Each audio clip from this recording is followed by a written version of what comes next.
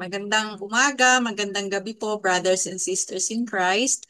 Pati po sa mga nanonood sa atin sa ating YouTube channel. Don't forget to like and subscribe. Paki-share na Yun. din. Praise Jesus, ha? At ngayong gabi po ay ang opening prayer po ay manggagaling sa ating butihing Bishop Joseph Nestor Oh, Cora. oh, praise Jesus, ha? Oo. Siguro, ang prayer namin, Jesus, yung the effectiveness of your power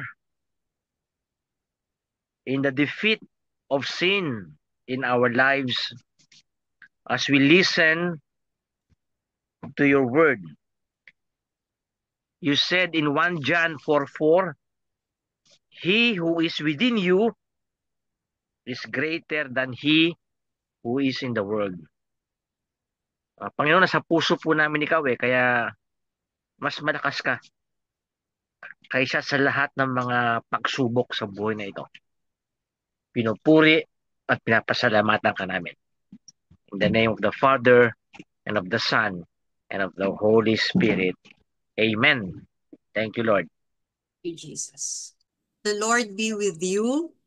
And with your spirit, Reading from the Holy Gospel according to Matthew. praise to you, O Lord Jesus Christ. Jesus sends out the 12. Jesus called his 12 disciples to him and gave them authority to drive out impure spirits and to heal every disease and sickness. These are the names of the 12 apostles. First, Simon, who is called Peter, and his brother Andrew, James, son of Zebedee, and his brother John, Philip and Bartholomew, Thomas and Matthew, the tax collector, James, son of Alphaeus and Thaddeus, Simon the Zealot, and Judas Iscariot, who betrayed him. These 12 Jesus sent out with the following instructions. Do not go among the Gentiles or enter any town of the Samaritans. Go rather to the lost sheep of Israel. As you go, proclaim this message: the kingdom of heaven has come near. The Gospel of the Lord. Praise to you, Lord Jesus Christ. No? Praise to you, Lord Jesus Christ. Oo, napaganda po ng gospel ngayon, no? Ah, dito makita yung offensive na approach si Jesus to conquer Satan. Kaya pinili na niya yung kanyang mga apostles.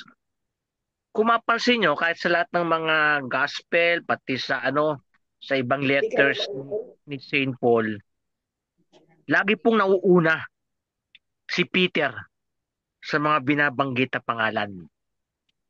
So isa pong isang patotoo, yung leadership ni Peter. Ito po tinatawag na apostolic succession.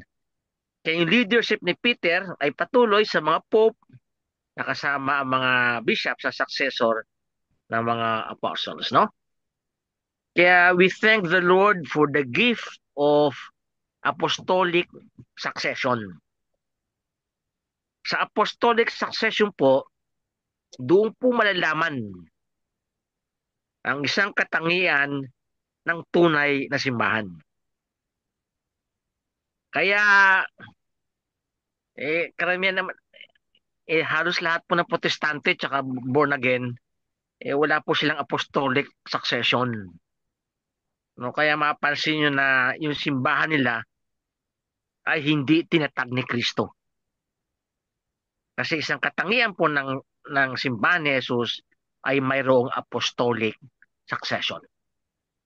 So, ang may apostolic succession po, ito po yung Catholic Church, yung Orthodox Church, tsaka mga Eastern churches, meron po silang apostolic succession sa mga apostles, no? Kung sino nag-found sa kanila, no? Halimbawa, sa Halimbawa sila Andrew sa Constantinople, sa mga Orthodox, sa Coptic sila Mark, Apostolic succession, no? Pero ang fullness po ng Apostolic succession ay nasa Catholic Church dahil si Peter ang nangunguna sa Apostolic succession. Isa pong makukuha natin sa gospel na to, no? So si Jesus, pinrepare niya sa verse 1 ang kanyang mga apostles for their specific mission. He gave them power and authority. No? Kaya yung yung pope, yung mga obispo na in communion with the pope, binigyan po ito ng power at authority ni Jesus, no? Na sumasalamin sa ministry ni Jesus of healing and deliverance. No, ayun po yung verse 1, no?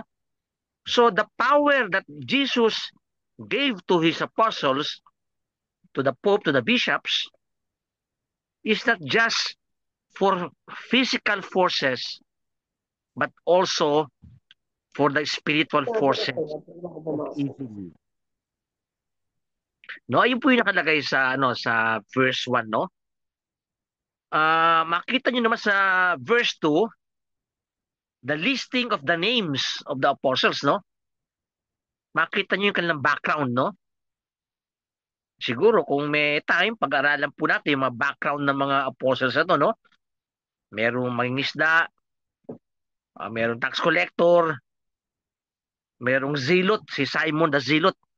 Yung zealot, parang ano po yan, revolusyonaryo. Kumbaga sa ating panahon, ayan po yung parang mga NPA, no? Yung isa sa mga apostle ni Jesus, si Zealot, no? Simon the Zealot, no? Yung background nila ay ang lang ordinary background. Ordinary. Tapos makita mo yung kanilang limitations sa kanilang background. Pero ito yung style ni Lord eh.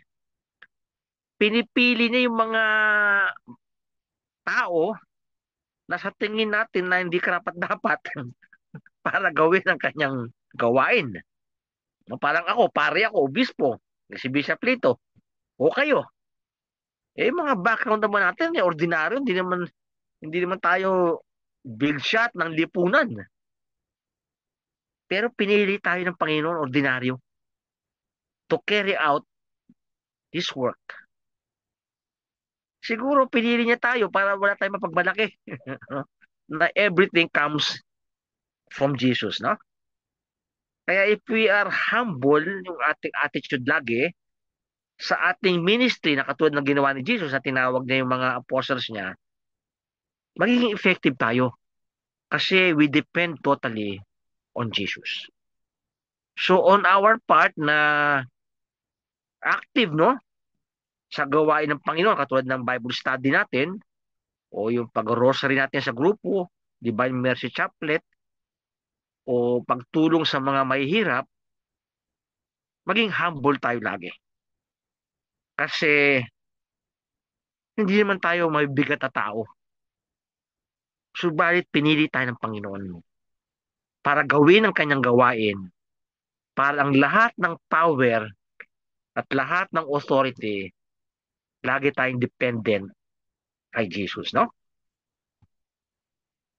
Tapos nakalagay sa verse 5, do not go to pagan territory or enter a Samaritan town. So yung mission ni Jesus sa mga apostles niya, una, limited sa lost sheep of Israel. So kailangan nire-reach out Jesus muna Israel. Kasi bayan niya yan chosen people niya yan eh. Pinili niya mauna yan. Tapos yung ibang nations, no? Ang practical application nito, naalala ko yung sinabi ni Saint Mother Teresa of Calcutta. No? If you want to love God, If you want to spread His kingdom, go back to your family. Unahin mo yung pamilya mo. Doon ka una mag-evangelize, no?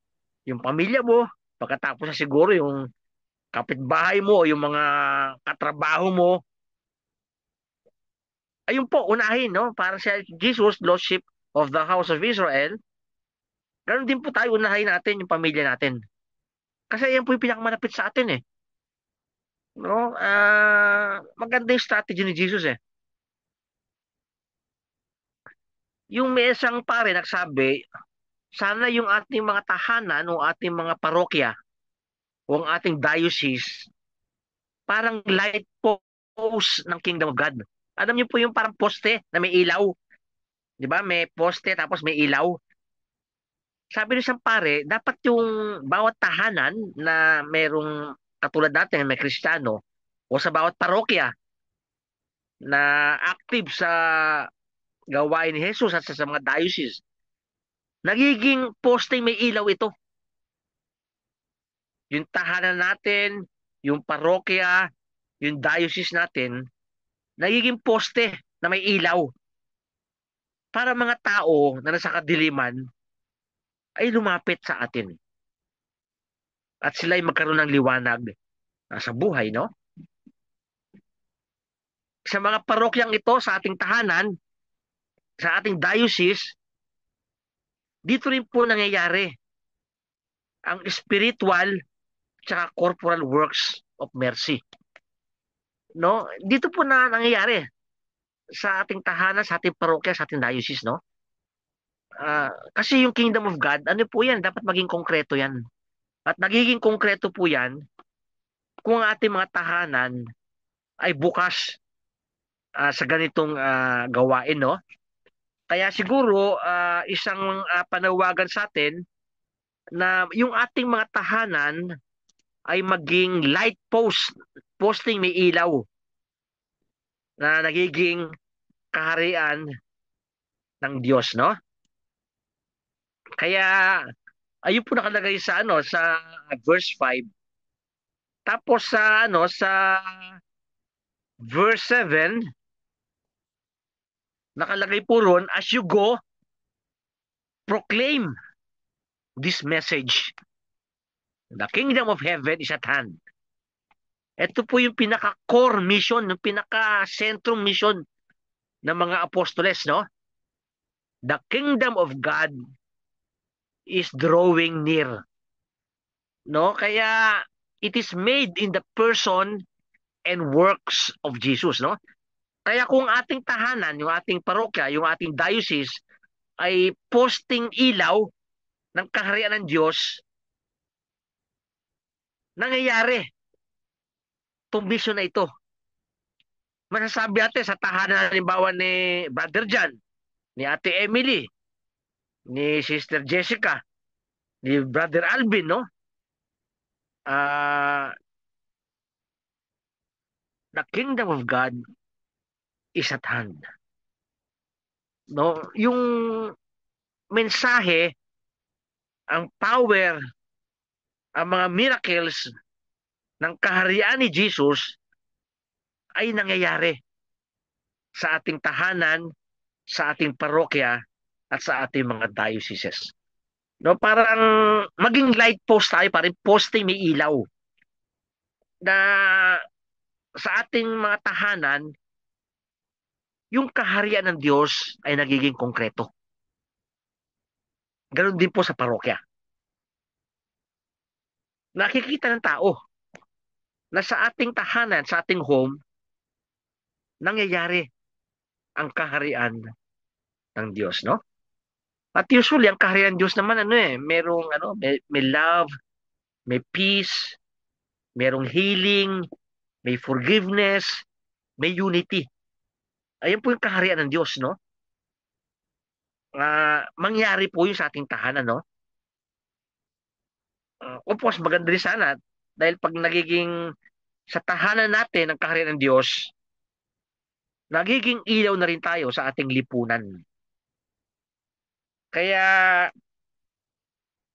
yung mga nangyayari ngayon sa ating bayan, no?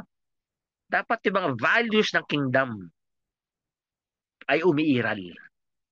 Kaya mga iba nagsasalita, mga iba kumikilos sa pamamaraan ng kaharian ng Diyos ay maging konkreto sa ating lipunan. Pero mas maganda muna sa ating mga tahanan, no? So, dual nature ang discipleship, no? Kumbaga sa coin, no? Dalawang ano to, yung coin, no? May kumbaga sa kara i-krus, no? Ah, dual nature ito. Una, learn from Jesus. Kasi tinawag ni Jesus yung mga apostles eh. At hindi natin nabasa nung previously sa verses uh, before chapter 10, nagdasal si Jesus. The whole night nagdasal si Jesus bago niya tinawag ang kanyang mga apostles. No, kaya yung importance ng prayer sa mission natin sa ating tahanan.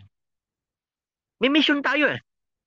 Kasi akala natin pag mission eh, yung parang nakita natin, isang pare, pumupunta sa Africa, pupunta sa mga lugar na hindi pa kilala si Kristo. Tama rin po, may mission yun. Pero ang mission po nangyayari sa ating pamilya. Sa ating pamilya, ang mission natin dyan ay nag-uumpisa sa padalangin. Parang si Jesus. The whole night siya nagdasal. Siguro ang tanong sa atin, ah, seryoso ba tayo na ipanalangin ang bawat miyembro ng ating pamilya na parang si Jesus? At bago siya kumilos, at bago tayo mag-witness sa ating family, nag-pray muna tayo. We learn from Jesus. Kasi sa prayer, sa Bible study, no? We learn from Jesus, no? Uh, Dito nga, meron akong isang ano rito, in His Word, the power of His Word, no? Basahin ko na lang po, no? Hebrews chapter 4, verse 12. The Word of God is alive and active, sharper than any double-edged sword. It cuts all the way through to where soul and spirit meet, to where joints and marrow come together. It judges the desires and thoughts of man's hearts. Hebrews chapter 4 verse 12, no? Yung salita ng Diyos ay buhay at aktibo.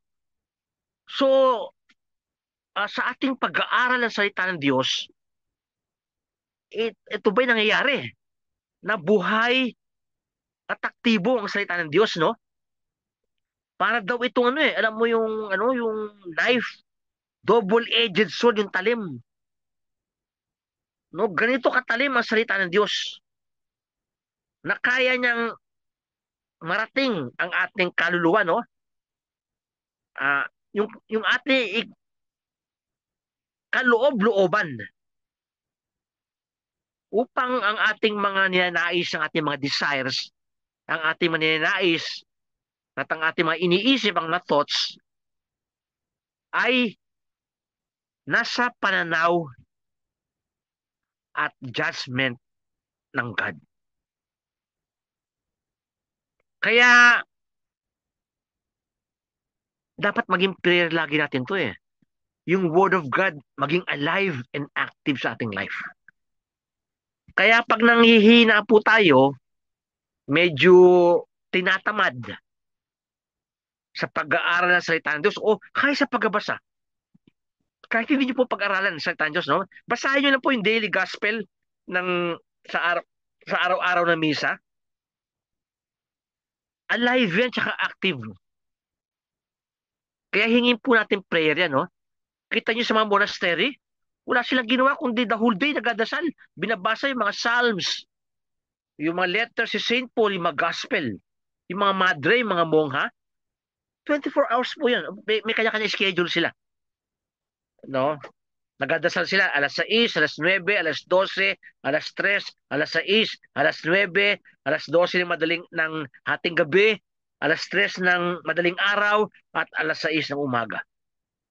No? Ganyan po mag-pray yung mga nasa monastery. Kasi the Word of God is alive and active. No? Ang kanilang hinihinga, no? Prayer na. Para si Jesus. The whole night si Jesus nagdasal. Magkataka, ba't katagal na magdasal ni Jesus? Tayo minsan, konting dasal lang, papagod na o pagod na o tinatamad na. Nagsasawa na. Pero si Jesus hindi. Ganun din mga monks.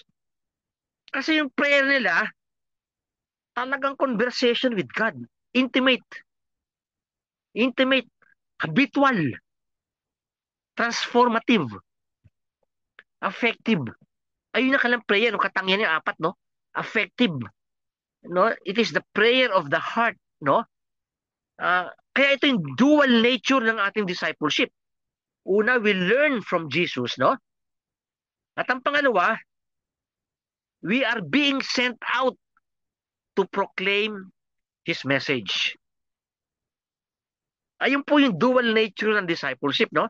Tinalakay na po natin yung discipleship, no? Pero dito sa, sa Matthew 10:1-7, pinakita ni Jesus yung dual nature ng discipleship. Una, we learn from Jesus. At pangalawa, we are sent to proclaim His message.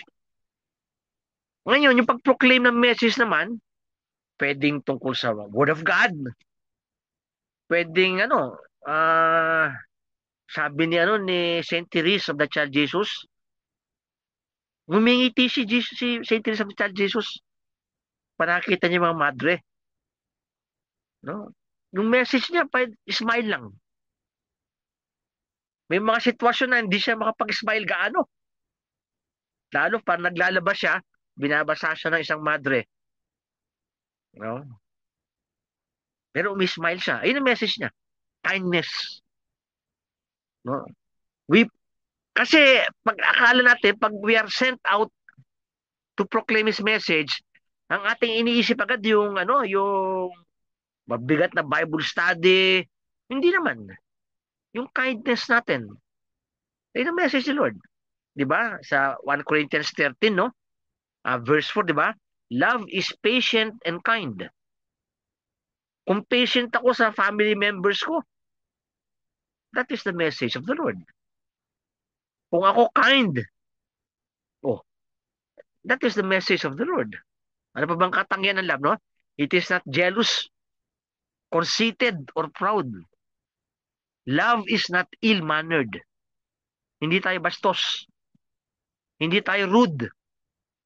Yung pananalita natin, hindi nakasakit sa kapwa. Di ba sinabi ni St. Paul sa Ephesians, chapter yun, no? Chapter 4 yata nakalagay sa Ephesians, no? Dapat yung speech natin, yung nakakarinig, na-encourage, na uplift. Ayun ang message si Jesus, no? Kaya siguro isipin nyo po siguro, mas alam yung sitwasyon ng pamilya nyo, ano kaya message ni Jesus dito sa pamilya ko? Hindi lagi nagsasermon. Hindi lagi nangangaral, no? Hindi lang sabi, ganito kayo mo, ito ang tama. Hindi. Yung attitude. Tignan nyo yung 1 Corinthians 13, no? Tignan nyo, love is patient and kind, no? Merong spiritual writer, ewan ko kung magagawa nyo rin to, no? O, instead na word na love, ang ginagamit niya yung pangalan niya. Halimbawa, checking ko lang, kanyari, love is patient and kind. Instead na love, gagamitin yung name ko. Joseph is patient and kind. Joseph is not jealous or conceited or proud. Joseph is not ill-mannered. Joseph is not selfish or irritable. Yung laging madali ka magalit. Joseph is not happy with evil. Joseph is happy with the truth. Joseph never gives up. His faith, his hope, and patience never fail. Joseph is eternal. No, ito, maganda mag-reflect dito, di ba? Gamitin niyo pangalan niyo. 1 Corinthians 13 verses 4. Basahin niyo po. Tungkol sa love. Instead of the word love, i-substitute niyo po yung name niyo.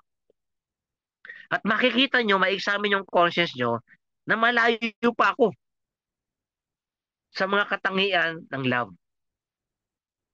No? Siguro isang exercise po niya, no? I-try po niya, no? Sa 1 Corinthians chapter 13 verse 4, no? So, discipleship and mission. Ito yung topic na to, no? So, ang pinaka-central na theme ng passage na to ay the kingdom of God. Ang proclamation nito, ang presensya ng kaharian ng Diyos sa mundong ito. Huwag na tayong lumayo sa mundo.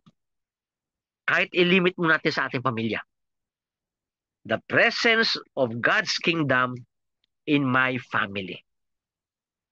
Examine yung sarili nyo.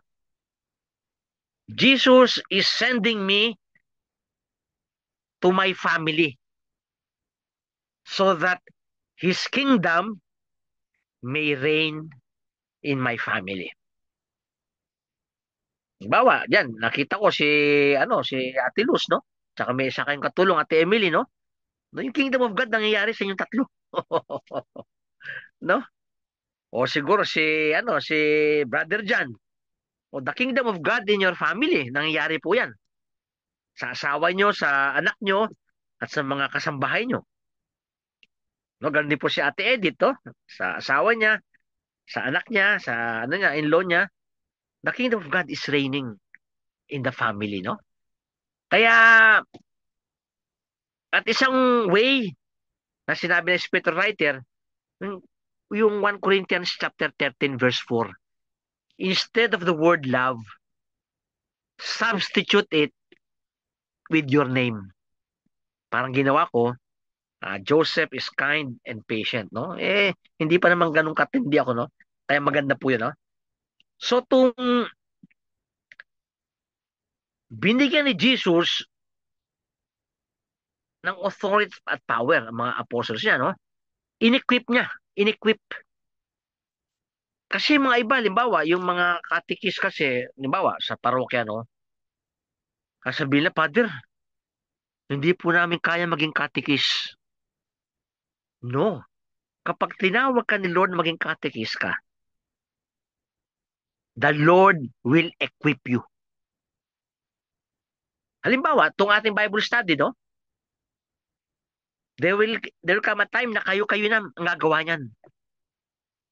Mag-multiply na tayo. Kayo na mismo ang magli-lead. Ano, parang ginagawa ko. Kaya ko ba? Kaya mo. Because the Lord, when God calls, at the same time, He equips you.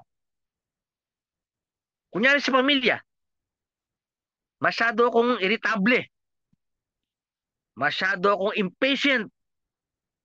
Masyado akong masakit magsalita. Oh. Tinawag ako ni Jesus sa pamilya ko para yung kaharian niya mangyari sa pamilya ko.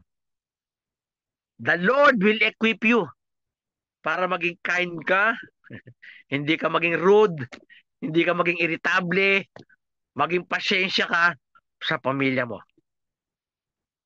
Hindi kanya tinawag na maging disipulo sa pamilya mo kung hindi kanya bibigyan ng power and authority. I-equip kanya. Unti-unti ka magiging mga pasyensya ka, magiging understanding ka, magiging forgiving ka. Hindi equip kanya. Yung mga virtues na binabanggit lagi natin, ayun, the Lord will equip you with all these virtues. Basta, we'll learn from Jesus, di ba? Di ba sabi niya, di ba? Come to me, all those who are heavily burdened, no? And I will give you rest, for my yoke is easy and my burden is light. Learn from me, for I am humble and meek of heart. No, sa Matthew 11 na tayo, verse 29. May sabi ni Jesus learn from me, for I am humble and meek of heart. Kaya yung dual nature ng ating discipleship, no? learn from Jesus, and then we are sent to proclaim His message. So, Lord, willing ba akong matuto sa'yo? No, yun nagagawa ng prayer natin eh. So, lahat po ng mga negative attitude natin, yung ating mga ugali, sabi natin kay Jesus. Yung mga hindi ko maganda ugali, ayusin mo, Lord. Equip me para maging effective ako sa aking pamilya. Huwag muna tayong lumayo sa pamilya. Tapos saka ka maging effective sa opisina, sa kapitbahay mo, sa mga kakilala, sa mga kaibigan, pero sa pamilya mismo. No? Diyan mangyari, no? Learn from me, for I am meek and humble of heart. Kasi kung meek tayo tsaka humble ang puso natin, matututo tayo kay Jesus. Pag hindi tayo humble at meek, hindi tayo matututo kay Jesus, no?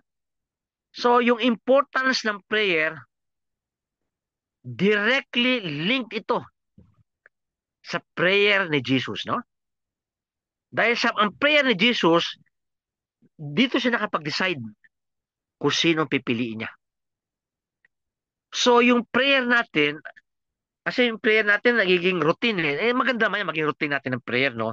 Pag-gising natin, we pray, o habang nagluluto tayo, habang naliligo, habang naglilinis, nagpe-pray tayo, kinakausap natin si Jesus, at nagkakaroon tayo ng joy, no? Because the Holy Spirit is in us, no? The whole day we are conversing with God. The whole day. Pagsakay man ng jeep, yung brother ko, pag nag-train siya sa Australia, nag-grocery siya. Always conversation with God. No? Yung ate ko, 77 years old, dinalagaan niya yung kanyang asawang 80 years old na may cancer. Nagpipray siya lagi, Lord, equip me. No? Kasi napapagod siya, dahil matanda rin siya, may sakit siya. Yung ate ko may sakit sa puso. Yung kanyang asawa, aside from may cancer, may dementia. Minsan makikita niya yung asawa niya nasa refrigerator, nakatayo lang. At niya, ba't ka nandyan? Ewan ko, ba't ako nakatayo dito? Nakalimutan niya kukupas ng pagkain sa refrigerator. Ganun. Minsan, inutusan bumili ng gatas sa grocery. Pagbalik, walang gatas, nakalimutan. Ayun ang mga senaryo sa bahay, sa pamilya niya. Paano ang kaharian ng Diyos mangyayari sa bahay nila? Ang suggestion ko sa kanya, dahil minsan pagod na rin siya magdasal, no? Dahil pagod na ang katawan niya. Sabi ko, mag-online mass ka everyday. Pati mga Divine Mercy Chaplet, pati Rosary, patugtugin mo. Ako ganyan, ginagawa ko minsan, bago ako matulog, kaya patugtog ko yung Rosary sa YouTube. Yan yung maganda sa YouTube, no? Yung Rosary, inaano ko lang. So, ang buong bahay nagkakaroon ng prayer, no? Ano yun? Ayun, patuloy the whole day. Ayun lang, yan. Dalawa sila. Paano ang kaharian ng Diyos mangyayari sa kanilang dalawa? Minsan, hindi na siya kilala ng kanyang husband. Paano ang kaharian ng Diyos mangyayari sa kanilang dalawa? Through prayer. Dahil siya okay pag-isip niya, lahat ng ways ginagawa niya. Papatugtog niya yung YouTube, no? Ayun ang ginagawa niya. Po sa minsan, kung may time sila, nanood sila ng TV, nanood sila nagkalaro ng tennis. Ayun, kaharian ng Diyos nangyari doon. So, sa inyong tatlo ni Ate Emily, si Sister Luz, saka yung kasambahay dyan, paano ang kaharian ng Diyos nangyari sa inyong tahanan? No? Kay brother dyan, no? Kay brother Alvin, paano nangyari ang kaharian ng Diyos sa inyong pamilya? Ganun. Gawaing bahay, no? Para si Jesus, no? Tumutulong sa di ba? He obeyed his parents, di ba? Nakalagay sa Luke 2, no? Verse 52, no? While Mary kept all these things in her heart, but the child grew in age and wisdom. Ano nangyari ang kaharian ng Diyos? Ganun. Si Saint Joseph, walang ginagawa, ang karpintero. Ano nangyari kaharian ng Diyos? Si Mama Mary, ano nangyari? Paano kaharian ng Diyos doon? Naglalaban ng damit. Pinaglalaban ng damit si Jesus, saka si Saint Joseph, no? Pinagluluto niya. Sumasalok ang tubig. Kasi nung panahon na yun, ang madalas sumalok ng tubig, mga babae. Di ba? Sa atin, di ba, usually lalaki, di ba? Sumasalok ng tubig. Pero yung time nila, babae. Kaya ma-imagine mo yung putek ng panahon na yun. Naglalakad sila. Ganun ang kaharian ng Diyos. Nangyayari sa pamilya nila. Simple lang, di ba? Simple. Kung paano nangyayari ang kaharian ng Diyos sa ating pamilya. No, kaya siguro maging tayo yung konkreto. No, the kingdom of God is at hand. Nangyayari na eh. Ano mo, patibayin mo ang kaharian ng Diyos, no? Eh, kung dumating ang time na nagdasal kayo together, maganda. Kung hindi, kahit individually, dasal kayo. Basta nangyayari ang kaharian ng Diyos sa inyong pamilya, no? So, ang tinawag niya, mga ordinaryong tao to eh. Pero ang kanilang work, extraordinary. Ordinaryong tao, extraordinary work. Bakit extraordinary?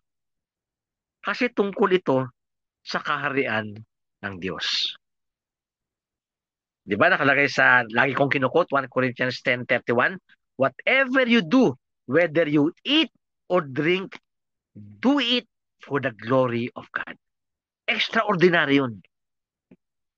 Pag ginagawa mo sa iyong family for the glory of God, that is an extraordinary work. No? Ordinary work becomes extraordinary work kasi it is for the glory of God. No? Kaya napakaganda na pag nilayan nyo ulit to, no? Mamaya siguro pagkatapos ng ating Bible study, kung may time kayo, pakibasa ulit, no? At maalala nyo yung ating sinishare dito, no? So, ordinary tayo. Sige po, ate. Sige po, ate Emily. Bishop, ano ang pagkakaiba ng apostles at saka ng disciples? Tapos, bakit kailangan dalawa parati ang lalabas para mag-preach? Opo. Yung apostles po, sa ibig sabihin ng apostles, apostoles, to be sent out. Yung apostles, ito po yung pinaka-core group ni Jesus. Core group niyan. Yung disciples niya, ito yung katulong ng mga apostoles. Kumbaga sa di ba, sa ngayon natin, ang mga apostles kasi ngayon, yung pope tsaka mga bishops eh. Tayo po ang mga disciples. Oo, sa ating konkretong although si Mary Magdalene, tinawag na apostle to the apostles. Si Mary Magdalene. Pero yung ibig sabihin ng title na yun ni Mary Magdalene na apostle to the apostles, kasi na-sent out siya to announce to the apostles na si Jesus ay buhay. Ayun na ibig sabihin nun. Pero ang original meaning ng apostoles, yung 12. Yung 12 apostles. To fulfill yung 12 tribes of Israel. Kasi 12 tribes of Israel eh. Tapos 12 apostles. I-multiply mo yan, 144. 12 times 12 equals 144. Tapos i-times mo 1,000. Kasi 1,000 sa numerology ng Bible, 1,000 means completeness. Kaya sa Book of Revelation, nakalagay 144,000 ang maliligtas. Ibig sabihin, kumpleto. Ngayon, may ibang sekta, dahil hindi sila nagabayan ng simbahan, ang akala, 144,000 sila lang. Ibig sabihin, biro mo ilang billion na yung tao magmula ng panahon ni Jesus hanggang ngayon. Ang masasave lang, 144,000. Kaya minsan pagkausap ko sila, sinasabi ko, 144,000, ang tagal na yan, may billion na. Baka wala na rin kayo roon. Mga Jehovah kasi 144,000 lang masasave eh. Oo. Ayan, kasi nakalagay sa Book of Revelation, 144,000 na ligtas eh. Hindi na alam ibig sabihin nun. Pinaliwanag ko. 12 times 12, 144. Times 1,000 completeness. Ibig sabihin na ang dami. Hindi mabilang. Sabi ni sa Book of Revelation na dyan, from east and west. Hindi niya alam, from all tongues, from all nations, dumarating sa kaharian ng Diyos. Ayun ang power ng kingdom of God. Iligtas. Gusto niya iligtas lahat. Ngayon, hindi ka sumunod sa simbahan, nabasa ng Jehovah, 144,000, sila lang 144,000. Binibiro ko sila. Mula na tinatag ng Jehovah, lagpas na sa 144,000. Hindi ka nakasama, sabi ko. Ha? Nakapag-isip sila Oo nga, di ba? Kailan sila natag? Matagal na Lagpas na 144,000. Sabi ko, Brad, di ka nakasama. Wala ka na sa 144,000. Ayun lang po, ibig kaya nga napakahalaga ng pag-aaral sa salita ng Diyos ayon sa interpretation ng Katolikong simbahan. Di ba? Kasi sila Bible alone Pag Bible alone, 40,000 na sekta. Ang effect niyan. 40,000 na sekta. Iba-iba. Oh. And 44, more than 40,000 na sekta. Kasi Bible alone sila Sinasabi ko sa kanila, the Bible alone is not enough. Sabi na, Father, ano ibig sabihin Bible alone is not enough? Oo, sabi ko, 3 yan dapat. Bible, tradition, 2 Thessalonians 2:15, at teaching authority ng church, no? 1 Timothy 3:15 yata o 3:16, no? The church is the pillar and foundation of truth, no? Hindi ko alam kung 1 Timothy 3 o 2 Timothy 3, no? Na hindi ko maisip, no? Ayun, tatlo lagi, no? Bible alone is not enough, no? I-check ko lang po, no? Kung sa, ano yun. Kaya, ayun po ang mahalaga doon, no? 3:15. 1 Timothy 3:15, no? The church is the pillar and foundation of truth, no? 1 Timothy 3:15. No? So, tapos yung Bible alone, 2 Timothy, hindi pala Bible alone, Bible, 2 Timothy 3:16. Tapos sa sacred tradition, 2 Thessalonians 2:15. Kaya tatlo po dapat yan. Kaya matatag, tatlo. Kumbaga sa silya, tatlo matatag.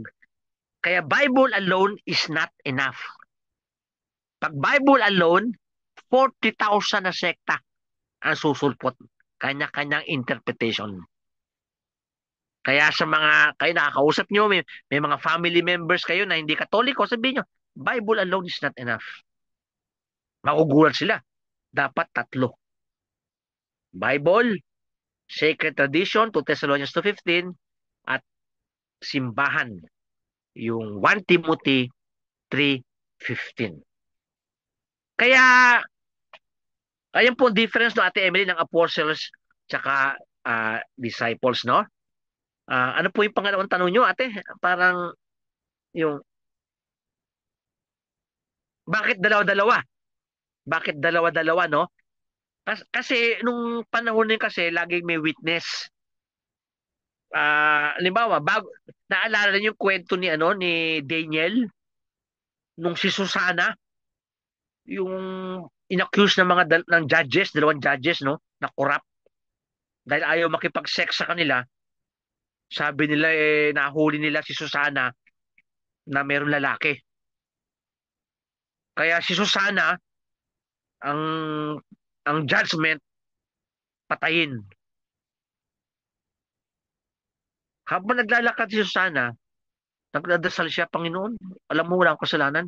Sumulpot si Daniel. Sinabi niya, kinondemn niyo yung tao na walang witnesses. 2 o 3. Ayun di po yung practice no? Before you make a judgment, kailangan may witness ka. So, aside from so pag nag-preach ka ng Word of God, parang may witness na pinoclaim mo talaga ang salita ng Diyos. Kaya 2. Yung practical application, yung other consideration. So, ayun yung pinakaunang meaning, no? Yung pangalawang meaning na ating pwedeng para may kasama ka, may katulong ka. Nagbabantayan kayo sa bawat isa. Kapag nangihina yung isa, sabihin, Brad, sister, natutulungan sila. Pero hindi ng primary meaning, hindi po yung primary. No, secondary meaning lang 'yon. Ang primary yung yung may witness ka, no, sa kung bakit dala-dalawa, no? Ganun, no? Ang masakit nito kung dalawa-dalawa kayo at pareho kayong naliligaw, disgrasya kayo. Di ba nakita yung mga Jehovah naglalakad? O Mormon, dalawa-dalawa? Oh. No, ito siya sabi ni Jesus, the blind leading another blind. Yung bulag, kanyang sinasama ang kapwa bulag niya. Kaya ano po yan sinusunod nila yung dapat. Pero actually, natutulungan sila, no? Pero pareho silang bulag wala kang magagawa. Parehong bulag wala kang magagawa doon, no? Kasi nga, apat na pong sekta yan. Oo. Kaya,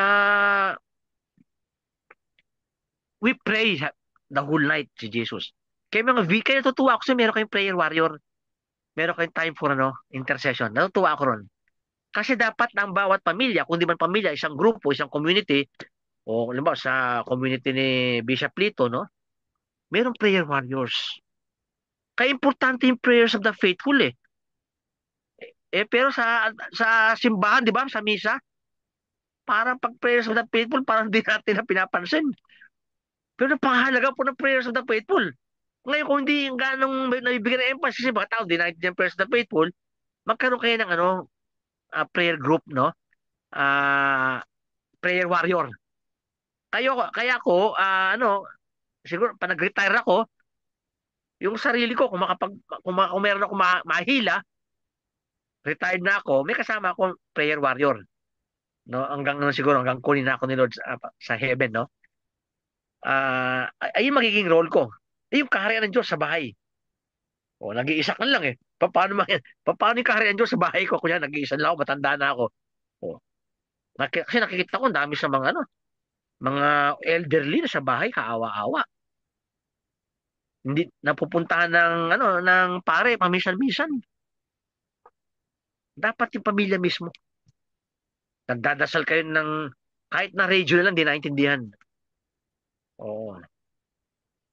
Ako yung time ko, yung mother ko, everyday, pag maganda yung, weather, dinadala ko siya, naglalakad lang kami simbahan, exercise, kasi yung bahay ng mama ko, tsaka yung simbahan ng Catholic Church, Our Lady of Fatima, ano lang, wala pang 2 minutes, nandito ka na Bababa ka lang, pasalakad ng konti. Kapit-bahay namin simbahan doon sa Australia. Kaya everyday, pag hindi maganda, pag maganda yung weather, nag-exercise kasama ko mama ko, tapos bibisip sa Blessed Sacrament. No? Ay yung kaharian ng Diyos, no? Simple lang yung kaharian ng Diyos Huwag yung mga big time, no? Mga big time tayo. Hindi, yung sa bahay lang, paano mangyari yan? Ayan, prayer warrior yun, napaganda yan. O dasal naman tayo, no? So, nakataon lang pare ako, everyday nagimisa ako sa bahay, kaya kasama ko yung mother ko, binibigyan ko ng communion, no? Pero nakipag ako sa mga sa mga pare, kay Bishop Lito, na bisitahin yung mga may matanda. Dalas-dalasan. Kasi nandun yung kingdom of God din nangyayari, no? So, all Christians, lahat po tayo, ay tinatawag ni Jesus na maging misyonaryo. No? Wag natin isipin si Father Efren, pumunta ng Africa, missionary siya. No? Pero tayo lahat ay missionary sa ginawa ni Jesus, no? Actively sharing the gospel and living out its values in our lives. So yung Word of God na is living and active, di ba? Kinote ko, Hebrews 4:12, no? Isipin niyo po yun. The Word of God is living and active. Ayun po, tandaan nyo lang sa ating Bible study ngayong gabi, no? I-memorize nyo. Hebrews 4:12. The Word of God is living and active. So, kung sa palagay nyo na parang hindi buhay ang salita ng Diyos sa inyong buhay araw-araw, pray. Lord, maging living and active ang word mo. Kasi ayun lang ang pamamaraan para ma-share natin si Jesus sa iba, sa ating family. When the Word of God is living and active. Kaya yung prayer natin lagi, yung lagi kong ayun ang i-memorize nyo, the Word of God is living and active. Tapos yung pagiging disciple, dual nature, sa gilid. Sa gilid ng ano. So the Word of God is living and active. Kaya napakahalaga po, the dual nature of discipleship, we learn from Jesus through prayer. And after being soaked, nababad tayo sa prayer, we are sent out to proclaim His message. At isang activity dyan ng spiritual writer, yung na-share ko sa inyo. 1 Corinthians chapter 13 verse 4, instead of the word love, substitute it by the word, ano po, by your name. Tandaan po nyo, no? So instead of love, babanggitin nyo yung name nyo. Emily is patient and kind. Emily is not irritable.